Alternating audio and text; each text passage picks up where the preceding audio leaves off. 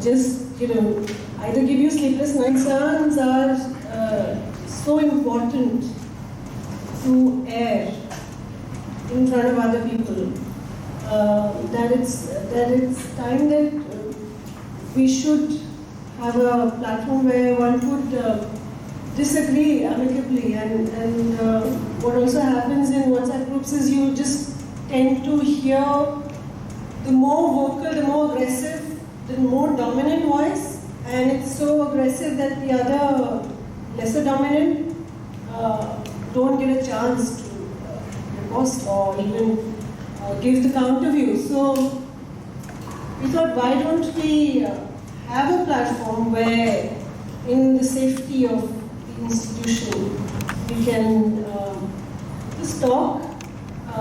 The starting premise is that there has to be a disagreement. So the two people who are invited disagree and do not even come to an agreement. So it is also, I mean, you've seen the emails about how you want to have a counter view, how you want to question belief, faith, all those theoretical stances. But fundamentally, we want to have this diverse view arrive at some kind of constructive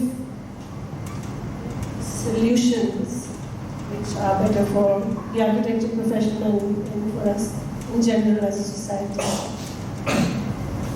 So these are two, I think, do you disagree with each other? This question I was Yeah. So Rajat is waving at Radha. That's a disagreement, right? That's hedging the question. Yes. So are you disagreeers, both of you? In general, yes. In general. In general, we like to disagree. I am by nature agree. You're in, By nature, I think by nature disagree. so good comments. also, but then It's not coming. But you will have other chances too. So our first opening subject is assessment of design, which is a totally unassessable subjective subject. And there are these standard questions. I think for the benefit of everyone, I owe everyone to just read out the standard debates about whether the design should be formative or summative, who are we give student marks, what is the difference between grading and marking, what is the purpose of marking really, is it to control, what is this 100%, you cannot score 100% in design, why not?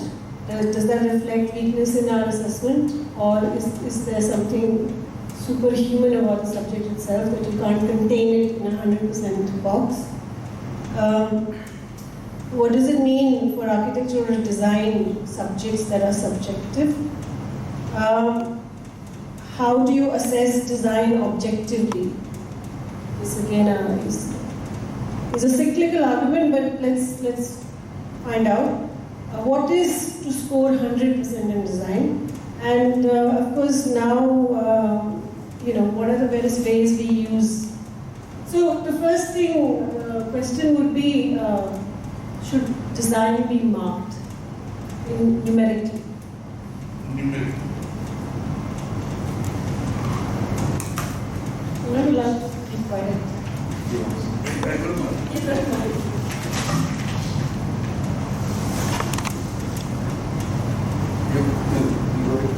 You have design. I disagree with that. I agree with you. I disagree. I don't. Do you want to start? Yeah, good. Yeah. Okay. You hear me? Is that on? Okay. That's better. So before I begin, I thank all of you for inviting me here. always good to come here, meet everyone, meet all the friends. I'm so far away. It's like a real big trip. So thank you so much for having me here. Before I begin, I would like to give some prefatory remarks, so to speak. So let me clarify my position to begin. The question is whether assessment or not. I think I lie on the side of yes, assessments. Why? Fundamentally, because assessment is a fundamentally human thing. I mean, and here I'm kind of leapfrogging of Immanuel Kant. Kant makes this point very, very interestingly, right? So he says fundamentally, all human statements are essentially judgments, right? And an assessment is always a form of judgment. And Kant makes an interesting way he argues this. So I'll digress a bit, and then I'll come back to what I take away from it, right? So he says fundamentally, all human knowledge is essentially a judgment. And there are two kinds of judgments that we make, right? The first judgment he calls is something called a priori analytic judgment. Now, let me give you an example of that. Kant will say that a priori analytic judgment is a statement in which the subject and the predicate essentially say the same thing. All right? The subject and the predicate in any sentence, right? So let's say a body has mass. All right? That's a statement. When you say a body, which is the subject in this case, has mass, is the predicate in this case. Any body, by its definition, has mass. So actually the predicate is not saying anything about the subject itself, right? Now Kant will say this kind of statement is essentially an a priori analytic judgment. You see, human beings will make these kind of statements all the time. In fact, based on this, the famous mathematician Henri Poincaré turned around and said that three sides. You see, within the subject itself, the concept of the predicate is contained. Right? So this is a classic statement. So Poincaré then goes on to argue after Kant. He says that look, fundamentally all of mathematics is tautological. All of mathematics is an a priori analytic judgment. What's interesting is Kant says this is not human knowledge actually. He says all these are presuppositions. For Kant, this is not knowledge. Right? So I'm actually taking back to the question of assessment and knowledge, right? Kant says the second kind of statements, or the second kind of statements that we make are essentially what he calls a posteriori judgments. Now he says a posteriori judgments are of two kinds. There are a posteriori analytic judgments, a posteriori synthetic judgments. Right? And he says in this case, unlike the first kind of statement, right? We say something about the subject in the predicate which is not contained in the subject. So, for example, Mark has long hair. Now, if Mark is the subject, nothing in the subject, concept of the subject in that case says that the person should have long hair. So the predicate actually qualifies something about Mark. Now, this is a posteriori synthetic judgment. Now, Kant says that, look, what's interesting is this can be based on our experience, or this can be something else which he calls an a priori synthetic judgment. He says that it is based on our experience but valid for all future experiences.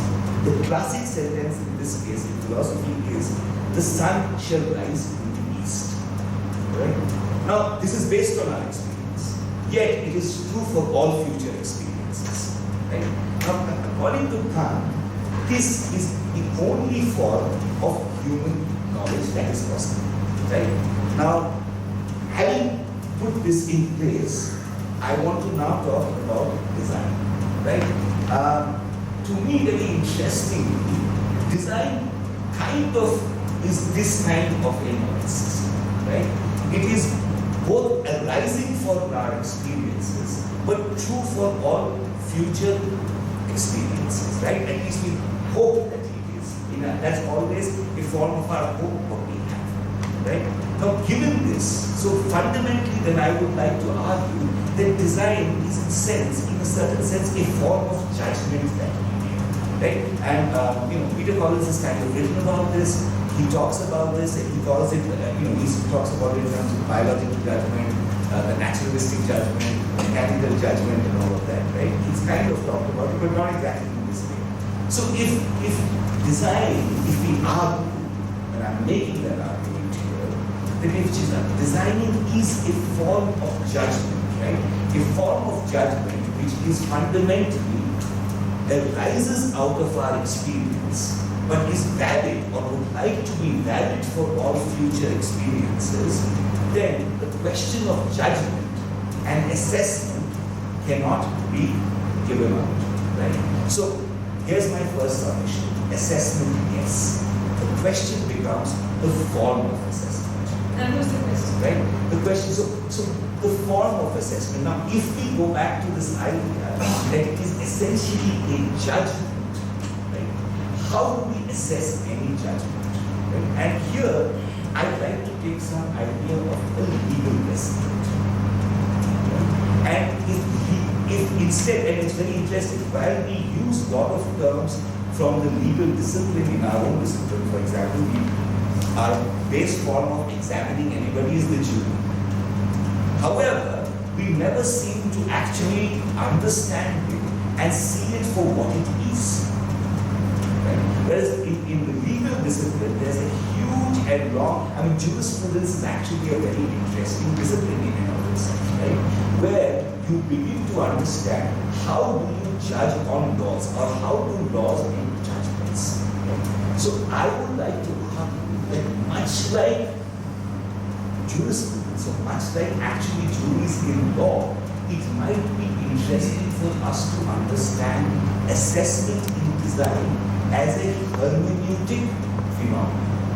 Right? By that I mean as fundamentally a set of interpretations on something that is happening there. Right?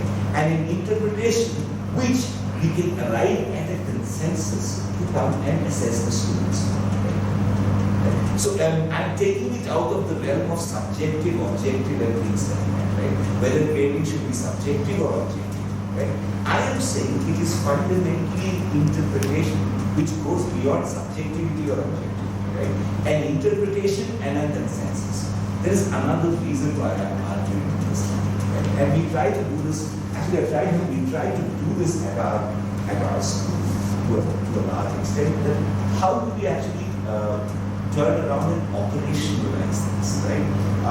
The way we are trying, or at least I would like to think about it, is that, all right, whether, let us assume, design, like any other form of knowledge, is essentially in the making. That is, its precepts are getting formulated in the making of the design itself.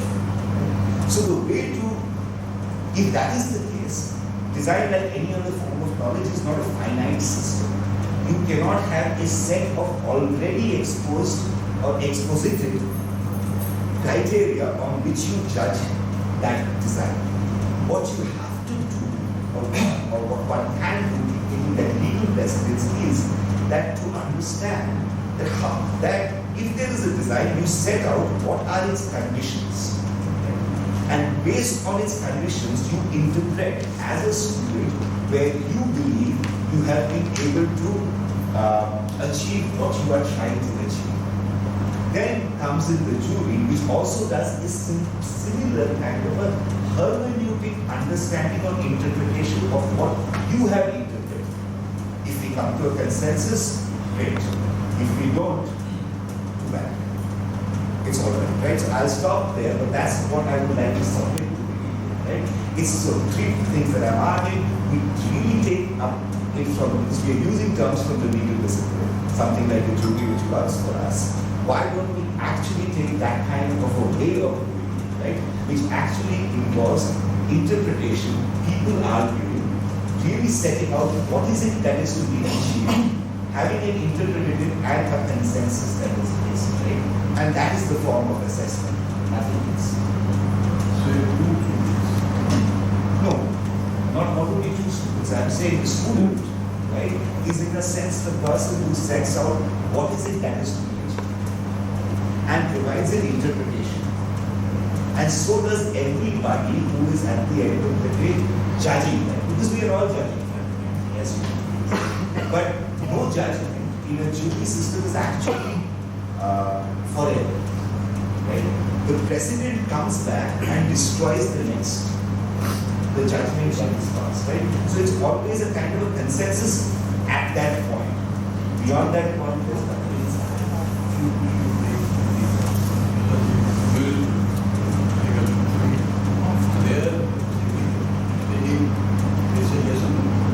Actually, it's not. That's what I'm asking. actually not yes. But then getting yes or no. If the juror in the law is an interpreter, pronounce it. Subsequent to that, somebody has to take a call on what to do. Here, you have to then come to a situation of saying he wins or he loses. But always is recourse to an appeal. Because see, every judgment is fundamentally an interpretation of the law. That's what's very interesting. It's always an interpretation. It's, you know, Jurisprudence is the most difficult way by which to say, yes, because jurisprudence where there is still what you say, a recognition of human interpretation, which is in many ways beyond the scope of objective law. Right? So from that one comes back and talks about interpreting the various cases. Now, even after that, one is to win. The case has to be won by somebody, lost by somebody. Having done that. So the student is there with the lower and he go to assess it, evaluate it, mark it, whatever you want, that is to be done. Now, if it was that in every case, it will be a joint interpretation or an interpretive dialogue, you come to a consensus and you give it at that. Right.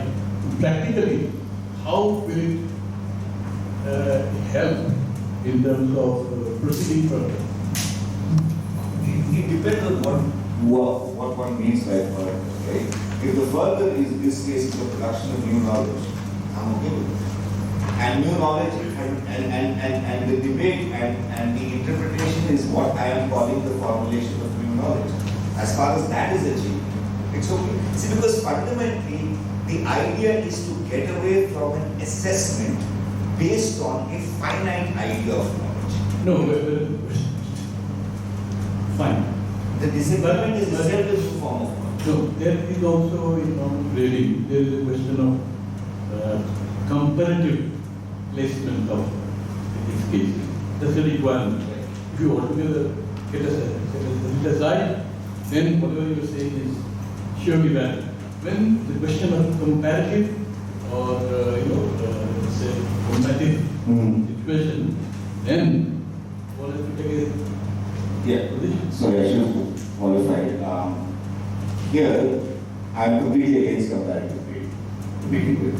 If there is any comparative, it is actually just about the student themselves. So that's the other thing that this system achieves. That fundamentally, you're not being assessed against anyone else. You're being assessed against yourself, always. So you're not being assessed against anyone else. I am not comparing X with Y, because that's impossible. Fundamentally, in that case, we are trying to search for a common ground between two things, which never exists. That common ground is always brought in by a third situation. Now, my argument is precisely this. If it never exists, why are we constantly doing that? You see, this is the problem of modernity, right? And that's what modernity has also tried to do. Why modernity? Capitalism tries to do it. Almost all sort of systems try to do it. Not MARKS, but MARX has achieved this, right? But he says that what is it that capital does? Capital fundamentally makes an equation. Exchange value is that. It is an equation of everything to everything. And that is why he argues that it's very interesting. That's why he makes the difference between use value and exchange value. And he says that, look, the usefulness of a thing, anything, lies in its user. So in that sense, if I want to exchange something with you, I cannot exchange it on the basis of usefulness. Marks are very useful. No, they are not. Actually, they are not. See, that's my point. See, marks, MARKS, marks, belongs to the economy, to the similar kind of economy as capital does. And that's my other problem with it. Because it is fundamentally, at the end of the day, creating equations which don't exist. Which don't exist. They don't exist at all. They don't, I mean, there's no way for me to compare her and her. I'm sorry, between the two of you. So here, as a university, as a whole liberty, unless you have to support UGC or something, to abolish marking and imagine a situation of, it's not social, but a communist situation where there is no relative. There's no relative, there's no comparative. There is no comparative. So there is a sort of interactive situation. Everybody is a winner, sir. At the end of the day, everybody is really an individual. A winner.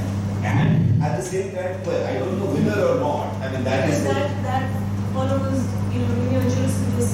In the sense that we begin to understand that so the emphasis shifts not to winning or losing, but rather to the production of knowledge. What he is saying is there is no question of judgment to that extent when the jury, I'm trying to argue. Yes.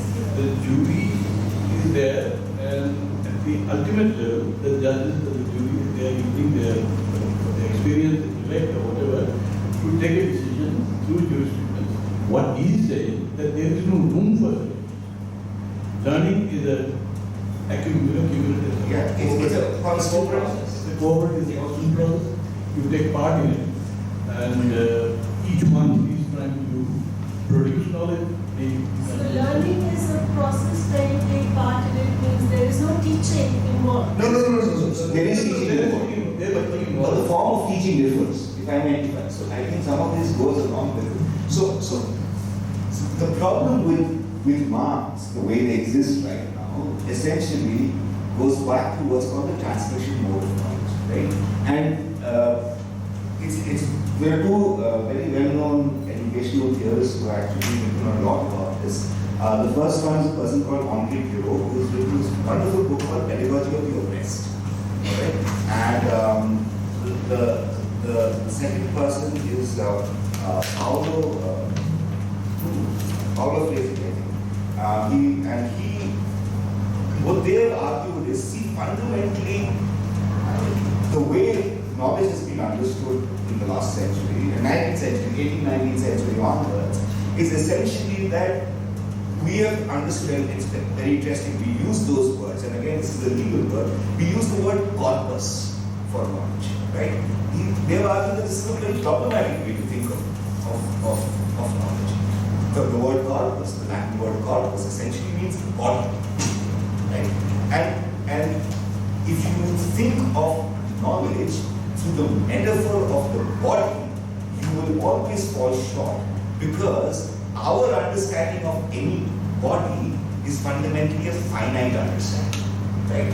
And to turn knowledge into a finite and to use the word corpus and to understand it through the medium of the corpus has always meant to turn knowledge into a finite thing. Now, what does it happen when we turn knowledge into a finite thing? So, number one, we turn it instantly into a dead body, actually, right? It's actually just a corpus which is it's mortem in that. So if dead. Processing which is see, very too deep. No, I'm the just nature saying. of production. No, like, Yeah. no, let's come back. There's merit books, private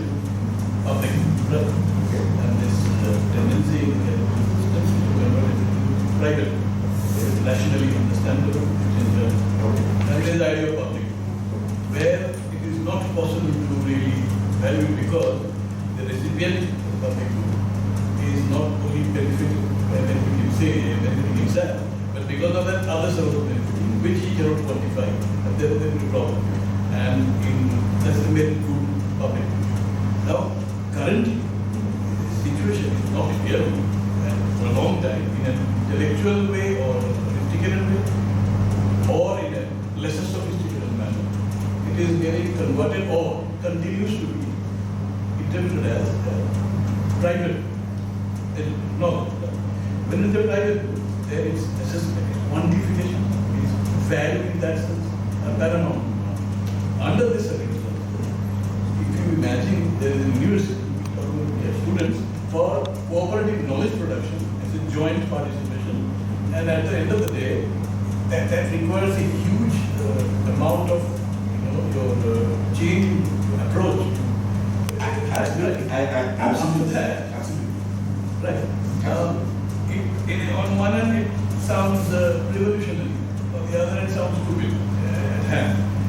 Because there are entities which are existing on the basis of this kind of liberty. It is not, I'm not talking about only in the, let's say, the monetary sense. It's not monetary sense. That's there. Right. Even otherwise, if you look at the knowledge capitalism, if you look at, I sometimes think today, as people say, mediocrity is a greater word. So there is a mediocre, huge mediocre, and there are intellectuals or sophisticated scholars. There is a tremendous production of knowledge industry. That also is the situation at the higher level, right? There is grace of going to US and doing an obscure PhD, mind blown at you. You might have internally, that's why it's like that. So there is one thing.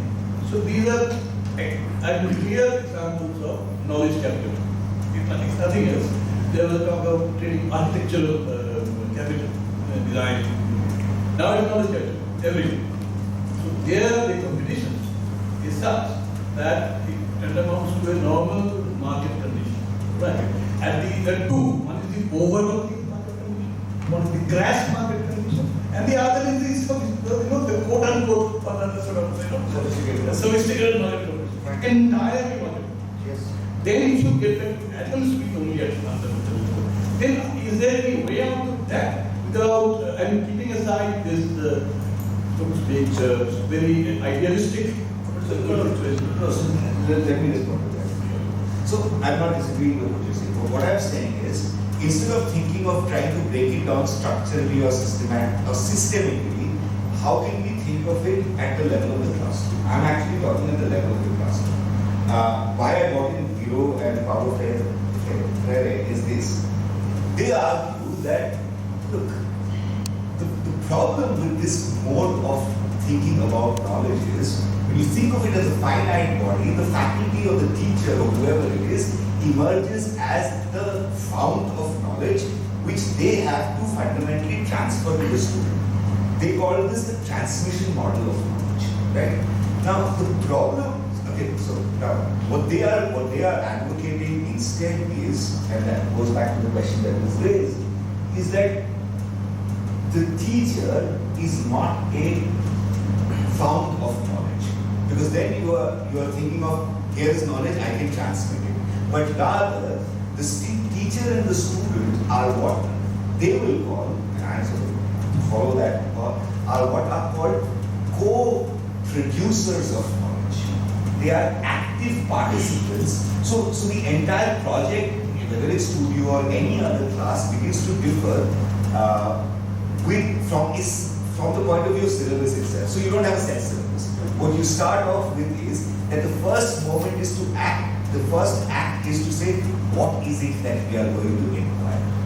And from that moment onwards, it becomes a kind of a dialogical way to understand, right? So the faculty does not come and say, I'm going to tell you this, and you guys are going to discover this. No. The very problem, the very definition of the problem becomes a kind of a dialogical act, right? So, and the faculty actually also then sits and works with the student in the production of knowledge, making as many mistakes as the faculty has. They can do that keep happening, without necessarily sort of underlying. That's what we have. I'm just saying, among all the design teachers that we have, nothing. I'm not disagreeing with that vehemently. Right. I don't think it happens. Well, It's not at all. statistically. Not at all. Not at all. I know empirically, statistically, I can show you that. Research for that. It does not. I am not going to agree. You are being adamant. No one will get now. That is not true. Because we do not, I mean, come on, you name me one case in where we turn around and say, let us formulate what the very thing that we are going to investigate is. How is it happening?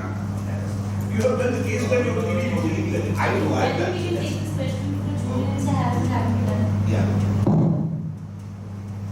That's which I mean, they think that has never been happening. You understood I think Rajat is right. I mean, let's not be dismissive of I'm not being dismissive. of what has already been happening. I'm not. I'm saying the fundamental That in premise. itself it is studio is practiced. The fundamental premise of See, my quote unquote success of teaching, we have because a lot of people recognize that I'm a good teacher.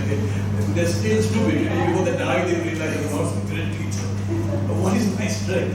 My strength has been not having any strength. I am not a skillful person. I'm not a knowledgeable person, exceptional. Value. Classic child of the knowledge value. I've never been skillful. Most of my good students sketch much better than me. And so most of my students, when I started teaching, I didn't know CAD and they knew CAD. So I learned working on CAD from them. Knowledge-wise, it's been a trick. Some of my research students catch me. You know many books, but you don't know what's inside and you haven't read them. You don't know what is inside them. And that helps us.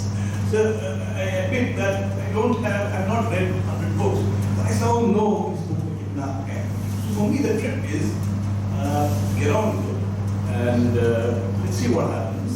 And it's like a safe game of working with others who happen to be doing something more than me, not more than me.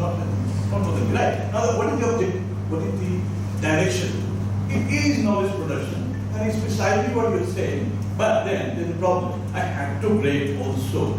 So when it does come to grading, unless we come to a society of that order that you're talking about, which is also possible, then I have a solution to that. No. Why do you have to grade? I never want. Why do you have to grade? So I actually ran an experiment with some of their seniors where they graded themselves. They actually graded themselves far harder than I did. They graded themselves, and this is what. Still agreed, yes. I'm not against assessment. See, that's what I'm saying. That's the point is, it's the form and content of assessment that has to change. Assessment has to be there. That's why I submitted. The question is not assessment. Just forget the word grade. It is assessment. No. The assessment when it becomes. That's why I clarified. I said, look, assessment is a fundamental human gesture. We cannot get away from it.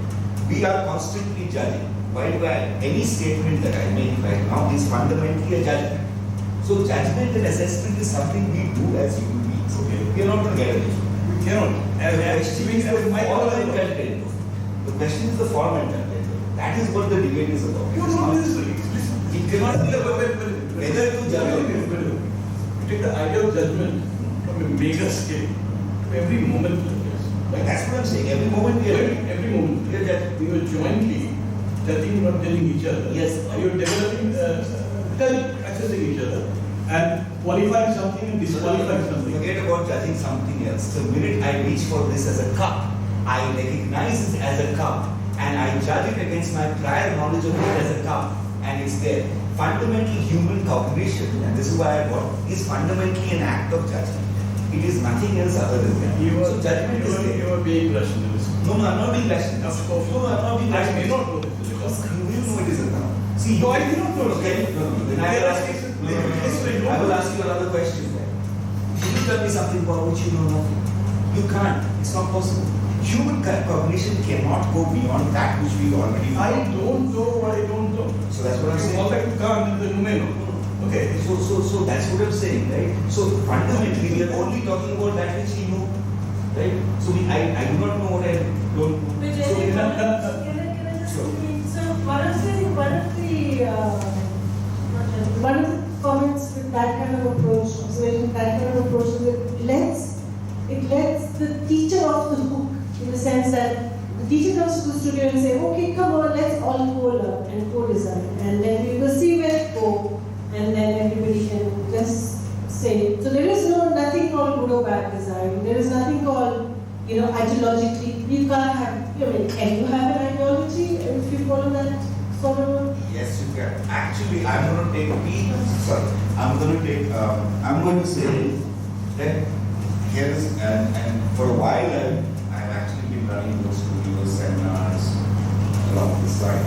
And contrary to this, I have found that the faculty or the teacher, or as I'd like to call them, the first student, or the most advanced person in the class, actually has rigor is what is most demanded. In fact, in the other system, rigor is not demanded. That's why year after year, we've had people who can come and say, here's a textbook, let me just write that damn thing down, and you copy it. You see, to me, it's in the transmission mode of knowledge that you don't need a teacher. Because here's the thing, now today we have Wikipedia. There's that good. I can Google any damn thing and find out. Why do I even need a teacher? Do you have teachers in your university? Not teachers, first researchers is what I would say. First students is what I would call, not teachers. Right? Okay, so what's wrong with this first student? What's wrong with this first student to have a more advanced quality of judgment which he can transfer to the less advanced students in order to help them raise the bar? What's wrong in saying, look, I know the times table, you don't have to guess what 2 times 2 is, I will tell you. There are elements of this education that are to do with transmission of knowledge and not necessarily. Not necessarily. I'm saying that's one way to see it, right? That's one way to see it. The problems of it have outweighed its benefits, right? We have done that for the last 250 years. We have done that. Now, I'm not going to say that the advanced researcher doesn't know anything more, but do they know everything more than the other student? That's the question. So, of course, there is something. Obviously, that's that interpretative hermeneutic back and forth, right? Yes, I may know the times table too. It does not make me a better designer necessarily, or somebody who can now pontificate about everything. There are some things that you know, right? You see, one of the things that's very interesting is that, and this is something we are also discussing very constantly.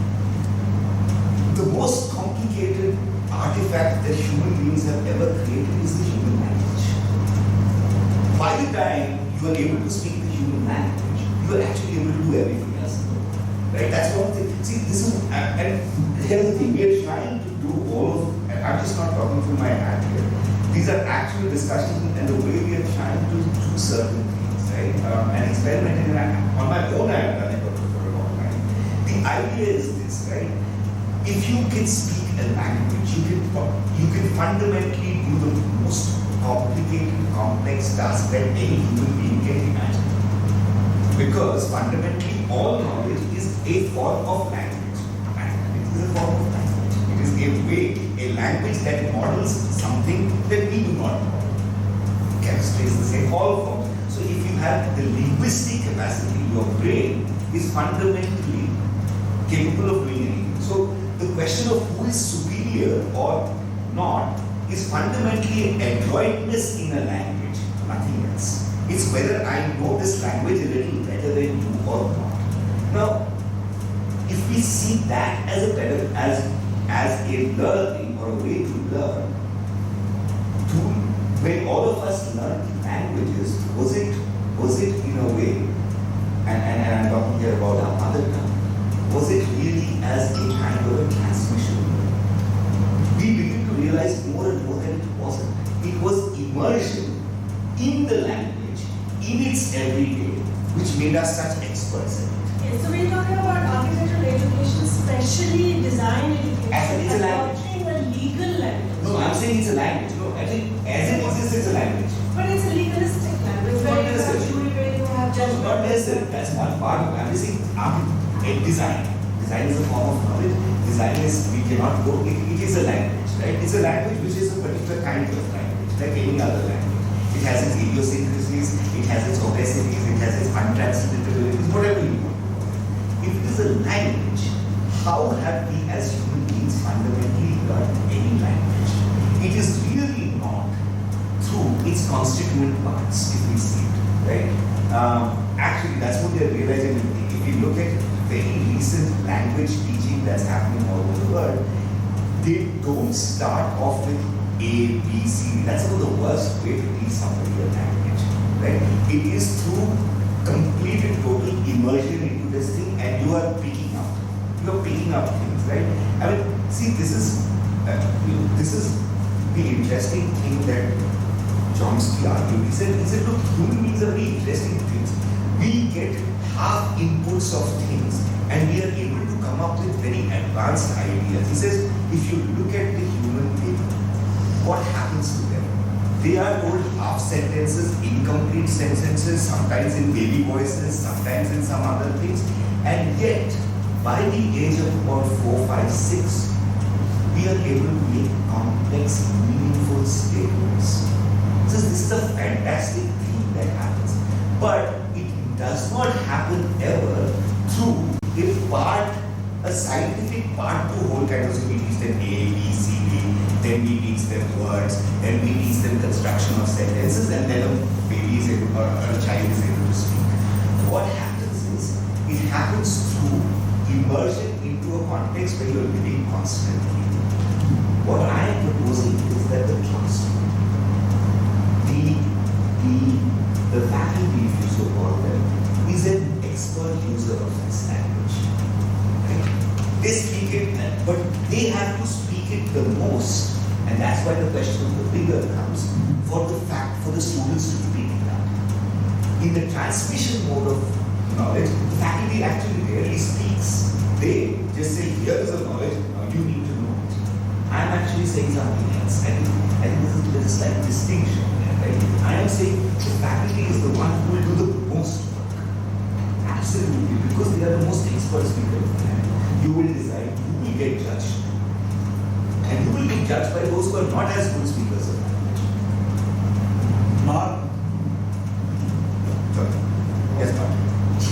if you have been listening, This is why I actually stopped all their classes. do you think it happens or doesn't happen?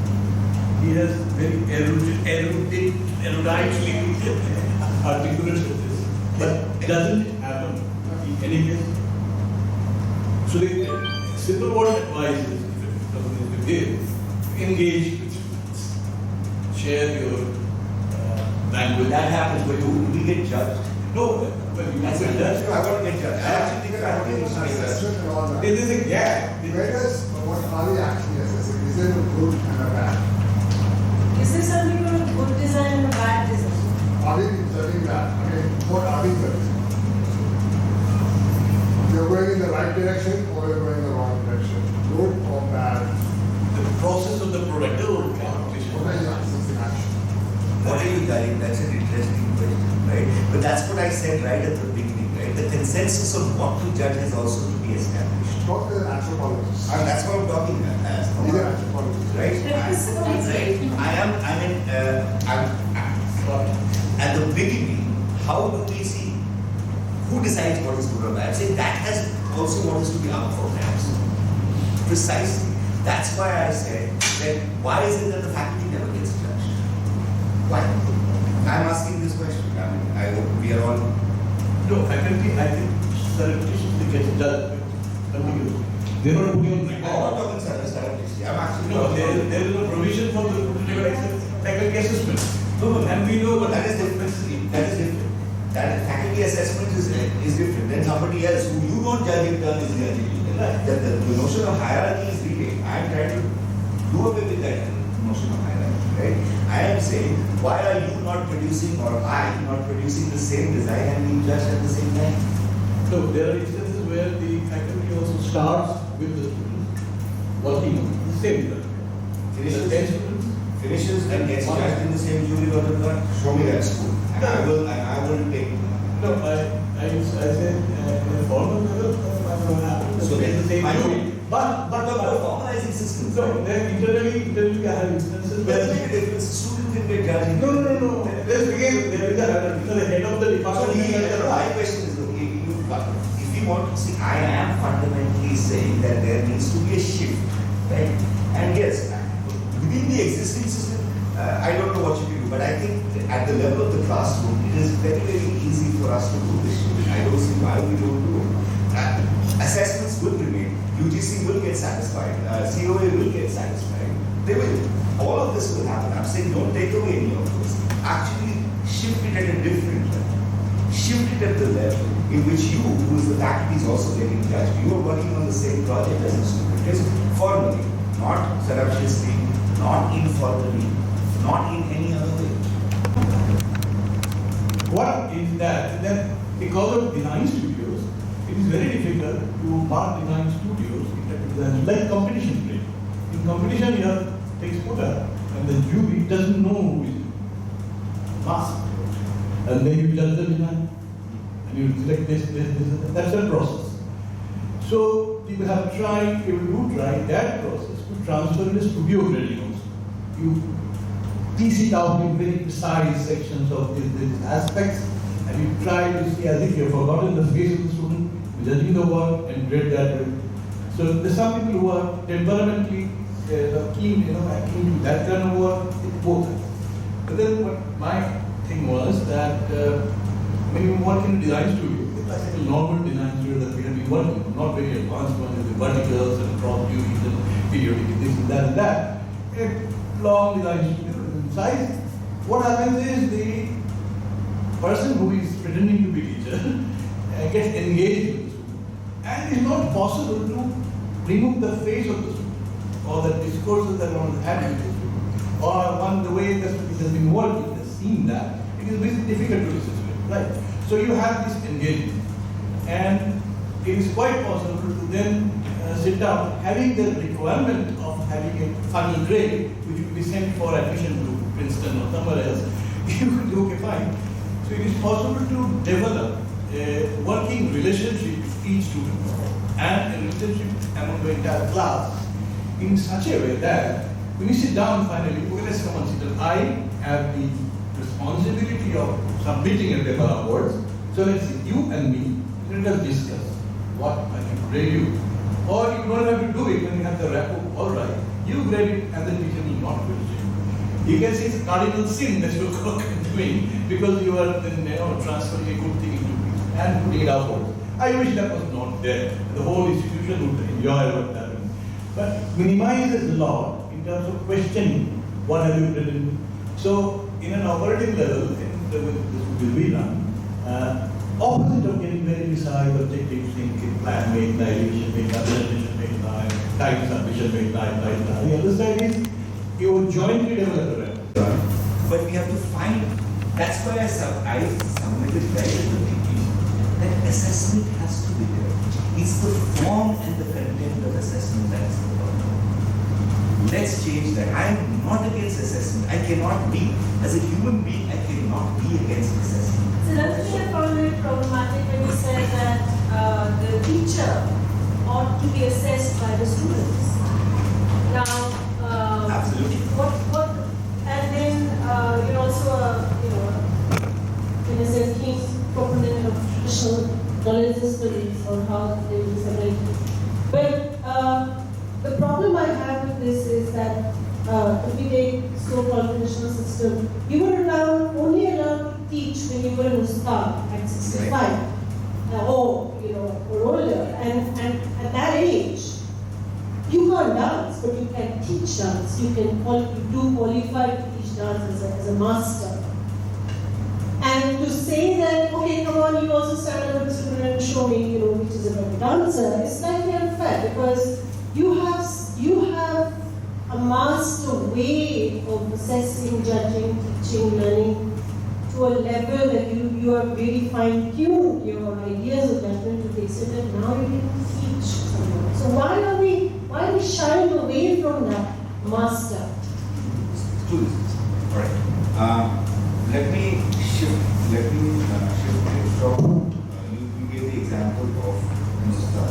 I have more in mind, I I don't know if any of you were, but I was a very big fan of Kung Fu movies, especially Jackie Chan's earlier movies, Snake in the Eagle, Snake in the Monkey Shadow kind of thing. Right? Bruce Lee, yes. But Bruce Lee is interesting because Bruce Lee is more of a modern Hong Kong martial artist. Jackie Chan actually makes the more traditional this thing, right? And it, so in all of that, he had this old teacher, right, who was called, this was an iconic character in Cantonese mythology called Master So. So and Jackie Chan is playing this, so it's very interesting. He used to fight every man. He was a 65-year-old, whatever. He was a beggar soul, right? He used to do that. So for me, the martial arts are a more interesting way or metaphor for us to go with as a design studio rather than the music as a system. So it was very interesting to see how every movement that, if you look at the training sequences, and those are sort of my favorite ones, it was interesting to see how the master would follow the master. Right? And the master would always show. Right? To me, that is a better model I would like to put forward. I'm not saying that's the ultimate model. I'm not saying that this model we should just import. Not at all. I think there are many more. There are problems with that model too. Absolutely. There are questions of gender which we cannot neglect in that model. There are questions of class which we cannot neglect in that model. There are questions of caste which we cannot neglect in that model.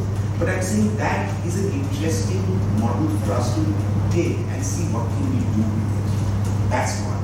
I'm also thinking of another sort of model here is the model, and which comes much more directly from our own discipline, is that of the medieval guild, right? So why did we have this statement of an apprentice, a journeyman, and a master, right? What was that? What did really happen, and how did the apprentice who worked on a building directly really learn? It's very interesting to see that they actually, the master worked with them. If we look at, there are very interesting studies of medieval learnings that are happening. The master is the one who's doing he or she. No, she is there. And this was me just saying. But see, that's what I mean by importing that model here. Right? So that was a gendered model, but how do we change that? That's changed quite a bit. So how he or she would actually make the thing, the apprentice would then ape the master directly, right? That's one way. The question of judgment and judging the masters, I did not necessarily say that the student should judge the master. That's not what I'm saying. What I'm saying is that the master also puts out the work there in order for it to be judged, in order for it to be perceived as at the same plane as yet another interpretation of what could be done. No, I'm saying that's exception. I'm saying, why is it not highly? It's highly exceptional. I would love it if that. What I'm saying is, no, this is what I'm saying. No system, or any system that even I am supposedly proposing here, cannot come out of thin air. There are modifications of things that already exist. So I'm saying if Ram Sharma did that, that's fantastic. Why are we not doing that even more? Why are we not doing it? Why not? I give you a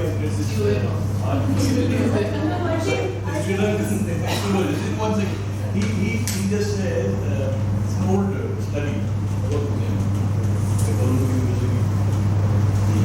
so he was discussing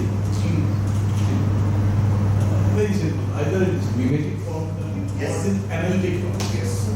When it comes to mimetic form learning, then all these primary. Then this is the black. So when it comes to analytic, then it is through combat. Okay. Now, in case of mimetic sense of learning, you have clearly see your mind does assessment and judgments, and then they lead to a very clear. It's like value in cash. Try. You say no, don't put the money out. Whereas in analytic learning, it's no idea where there is no such judgment and you come to a consensual situation. All of us have learned, teacher has learned, learner learned, teacher, but in our design studio, both exist. And there is a role of analytic learning still exists. Many teachers today who are able to demonstrate, most don't. Those who are able to demonstrate, people pick up from it. Right? So that exists. At the same time, with more and more getting analytical system in place. No, I agree with you, but what I'm saying is, systemically can we do it? For example, if we are here in an institution, you are the head of the institution, Viluki is the head of the institution. You are I am trying to do something, right? So, you're an exception. my argument is, can all of us sort of say that, all right, how can we do this systemically? Systemically. My question, so if I leave it to, let's say, Mark will do it, because he's a wonderful guy. The day it was, it's gone. Let's just close it, right? I am saying systemically what are the changes can be? And please don't get, I am agreeing with you 100%. There are many who do follow this, absolutely. But systemically we don't do this. My problem is with the system, not with an individual person. It's not at all. Look, this is the interesting thing, when I started, to me, my best friends, my wife, I'm surrounded by architects first. Somewhere in my life I did something with architecture, right? So, but the thing is this, the idea is not to only talk about the exception. Exceptionalism is a problematic way to think of things. Again, that's actually very away from democratizing the education system. If we have to do that, how do we do it as a system? I'm saying, can we bring these kind of changes? Systemically, can we now take a stand saying, all right, this is what we believe the fundamentals of knowledge are. This is, we write it down, we believe it. Based on this, systemically, what are the changes we have to do?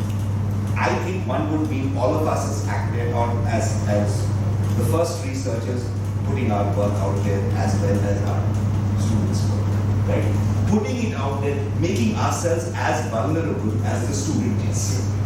Doesn't that also mean on the other side, can be read as, it's my work is better, I am the first researcher. Not necessarily is what I'm saying. But see, Amrita, that's what I'm saying. Yes, there is a possibility of that, but there's also a possibility it is not. Because that vulnerability is what I want to bring. Otherwise, we step behind this nice wall and we are very secure. I want to be as vulnerable as that. That becomes the default position. That is the default position. I am vulnerable as you are. We are both vulnerable. And you know what? There will come a time when that student's design will be far better than it happens. But why do we not make ourselves that vulnerable? Because तुमने जो किया है, भाई मैं तो सोच भी नहीं पाता. So I have a problem. That also happens. No, see, systematically. How do you Systemically, so I will investigate the same problem that you do. I will formulate the same design problem that you do. I will make the same elevation sections or models or whatever that you do. I will work with you. And I want to be credit.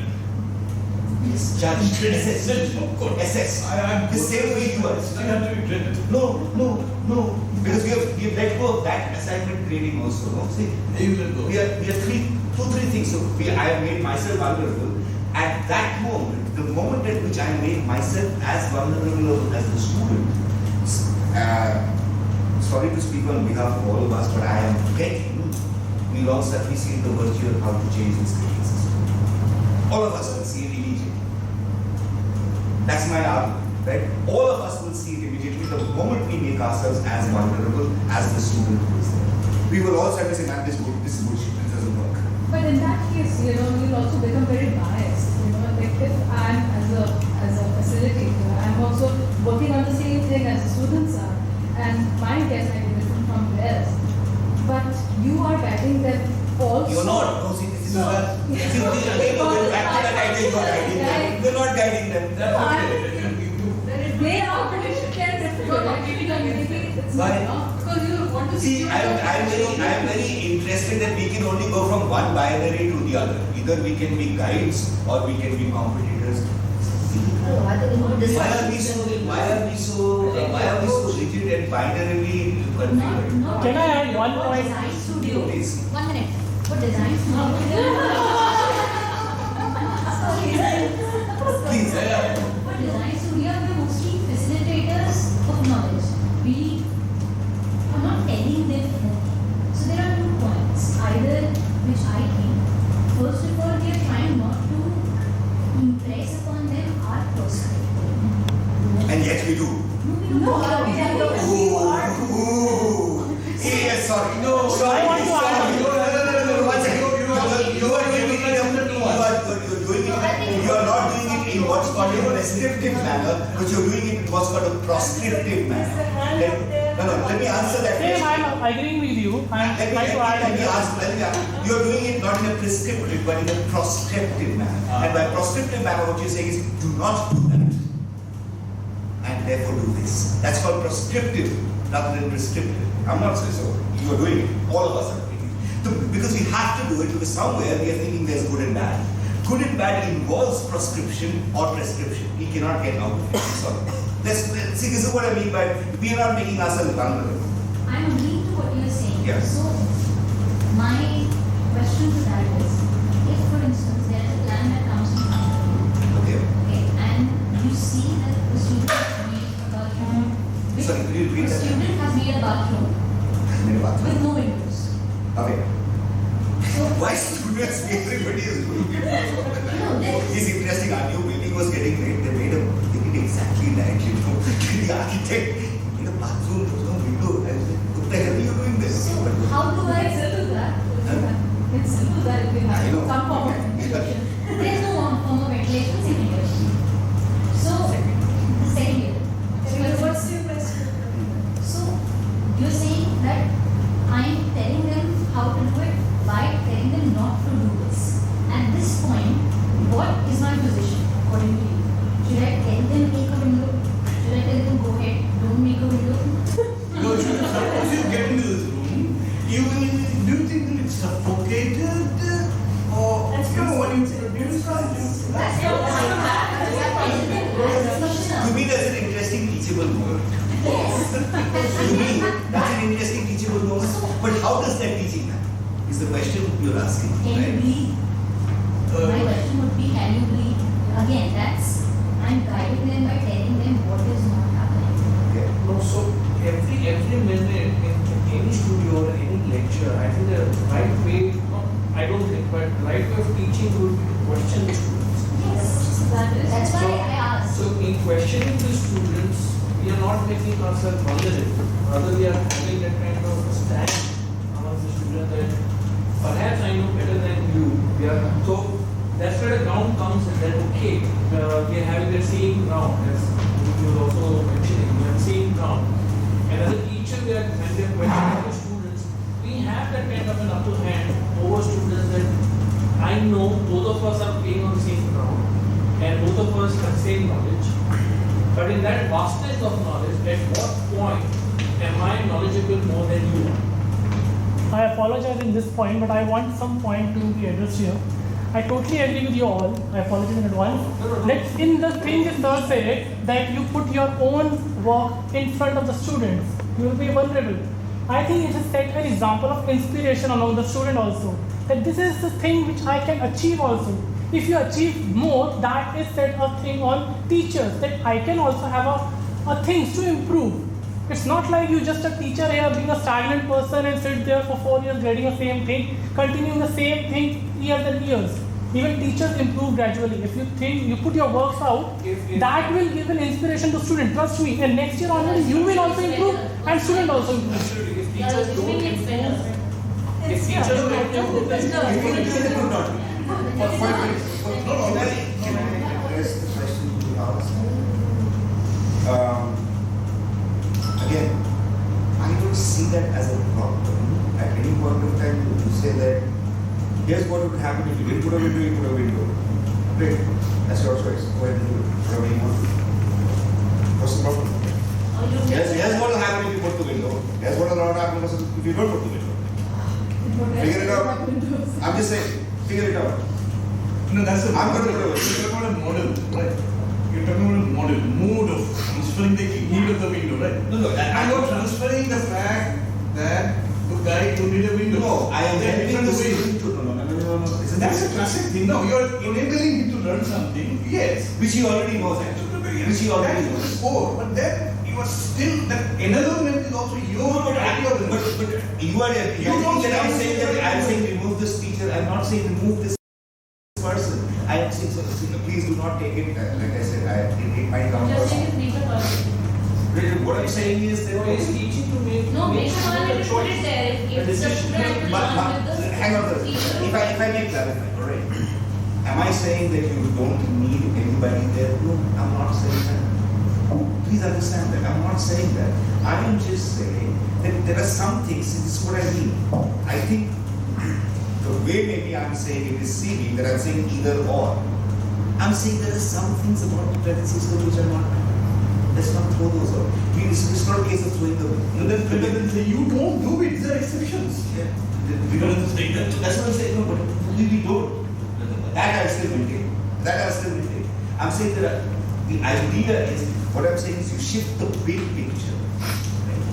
Right? So I want to know whether we actually, my first point was we never make ourselves vulnerable, for example. How many of us really do? I'm sorry, I'm going to put all of you in yourselves vulnerable in front of the school. I have. So my hand cannot go up. You haven't. I don't think so. I've tried my best. I've tried my best, my level best to do it, but I don't think at the end of the day I've been able to do I'm it. saying, in fact, I have only lived by it. Great, this is what I'm saying. That is great. But here's the interesting thing, I think you're the only people who can raise your hand in this group. Because I can't, I don't know what others. And simply because I didn't think that I'm skillful enough to do that part. And that's what I'm saying. That is the exception. And I'm glad. And you see, this is why you have loving people, you have students who have loved you for so long. So what I'm saying is, can we systematize that? Can we systematize that is what I'm asking. She's not quiet because of this. Right? I just want to ask the question. So, I mean, are we supposing that there is no role of critique? Critique doesn't have any role to play. Are we supposing that? Because, like, for example, a food No, critic. we are going to shift what we understand by a critique. So, if what is a suppose critique? an author who's always writing a book, he's not critiquing other people's work, but he's writing, right? And there's somebody else who's been critiquing, and that has been something that he's been doing. So, is there a value in critique? I get your question. I'm going to ask you, can you define what you mean by critique for me? So, Because your question hinges on a particular definition of the word critique. Sure. And What there is is the that? etymology involved. Just be careful. See, this is what I mean. Please understand this. This is why I'm saying what I am arguing requires a huge degree of rigor. If you use the word critique in front of me, You had it. in a casual manner, I'm going to say, there's a problem. There's a problem there. What do you mean by critique is what I'm saying.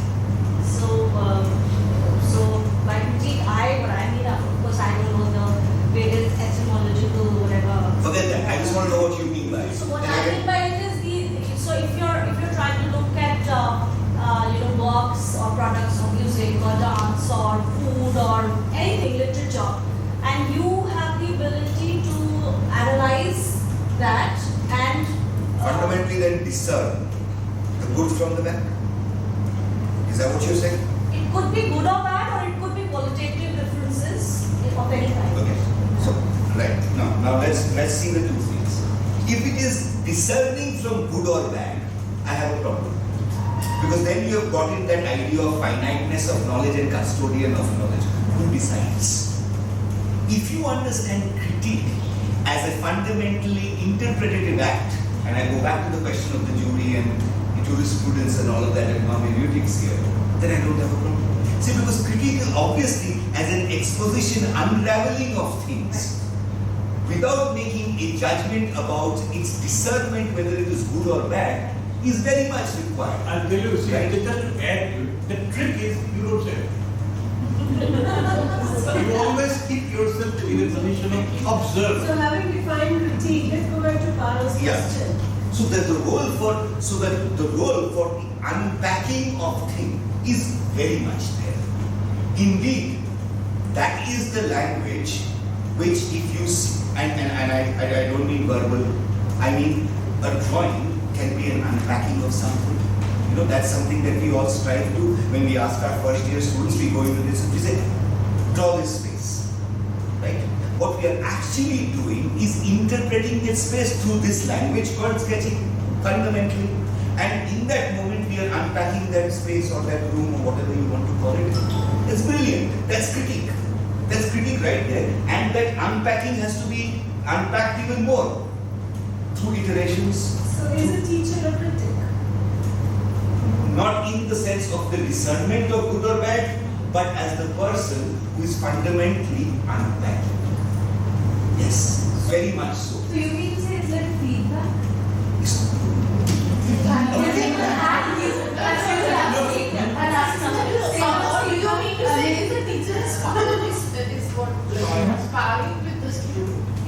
I did say, see, it's much more martial in my, but I'm not saying this is good or bad. I am going The to. feedback may not be good or bad. No, but feedback. See, feedback means, look, I'm very particular about how I use words. The reason is probably it's got to do my own training. But I think words are very important.